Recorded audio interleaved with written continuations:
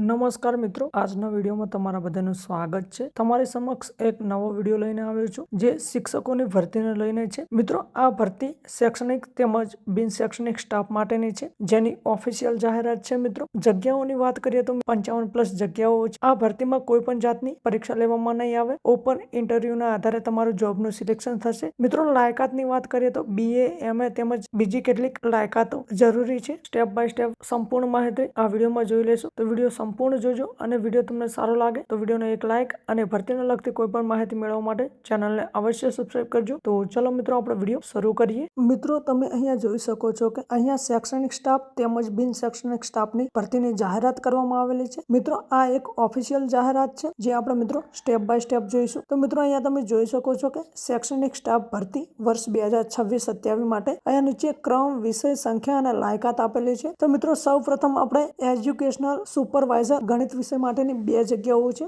જેમાં મિત્રો લાયકાત BSc, MSc, B.Ed તેમજ 5 વર્ષનો અનુભવ માંગે છે। ત્યારબાદ એજ્યુકેશનલ સુપરવાઇઝર વિજ્ઞાન વિષયમાં 2 જગ્યા ઉપલબ્ધ છે, એમાં પણ લાયકાત BSc, MSc, B.Ed તેમજ 5 વર્ષનો અનુભવ માંગે છે। ત્યારબાદ મિત્રો એજ્યુકેશનલ સુપરવાઇઝર ભાષા વિષયમાં 2 જગ્યા ઉપલબ્ધ છે, જેમાં BA, MA, B.Ed તેમજ 5 વર્ષનો અનુભવ માંગે છે। ત્યારબાદ મિત્રો ગણિત અને વિજ્ઞાન વિષય માટેની 4 જગ્યા ઉપલબ્ધ છે, જેમાં લાયકાત BSc, MSc તેમજ B.Ed કરેલું હોવું જોઈએ। તેમજ અંગ્રેજી વિષયમાં મિત્રો 4 જગ્યા ઉપલબ્ધ છે, જેમાં લાયકાત BA, MA તેમજ B.Ed કરેલું હોવું જોઈએ। તેમજ સંસ્કૃત અને હિન્દી વિષયમાં 3 જગ્યા ઉપલબ્ધ છે, જેમાં લાયકાત BA, MA તેમજ B.Ed કરેલું હોવું જોઈએ। કમ્પ્યુટર ટીચર માટેની મિત્રો 2 જગ્યા ઉપલબ્ધ છે, જેમાં લાયકાત BSc, MSc અને B.Ed કરેલું હોવું જોઈએ। તેમજ કમ્પ્યુટર ઓપરેટર માટેની પણ 2 જગ્યા ઉપલબ્ધ છે, જેમાં લાયકાત BSc, MSc તેમજ PGDCA કરેલું હોવું જોઈએ। ત્યારબાદ સંગીત ટીચર માટેની 2 જગ્યા ઉપલબ્ધ છે, જેમાં લાયકાત સંગીત ક્ષેત્રમાં યોગ અનુભવ તેમજ તેને સમકક્ષ ડિગ્રી હોવી જરૂરી છે। તેમજ આર્ટ્સ એન્ડ ક્રાફ્ટ ટીચર માટેની 2 જગ્યા ઉપલબ્ધ છે, જેમાં લાયકાત ATD તેમજ તેને સમકક્ષ ડિગ્રી હોવી જરૂરી છે। આમ ટોટલ મિત્રો 25 જગ્યા ઉપર ભરતી પાડવામાં આવેલી છે। ત્યારબાદ મિત્રો આપણે બિન શૈક્ષણિક સ્ટાફની જગ્યાઓ જોઈએ તો તેમાં સૌપ્રથમ મિત્રો હેડ વોર્ડનની 4 જગ્યાઓ છે, જેમાં મિત્રો લાયકાત સ્નાતક એટલે કે ગ્રેજ્યુએટ હોવા જરૂરી છે। તેમજ ગૃહ માતાની 2 જગ્યાઓ છે, એમાં પણ ગ્રેજ્યુએટ કરેલું હોવું જોઈએ। તેમજ ગૃહ પિતાની 8 જગ્યાઓ છે, એમાં પણ ગ્રેજ્યુએટ હોવું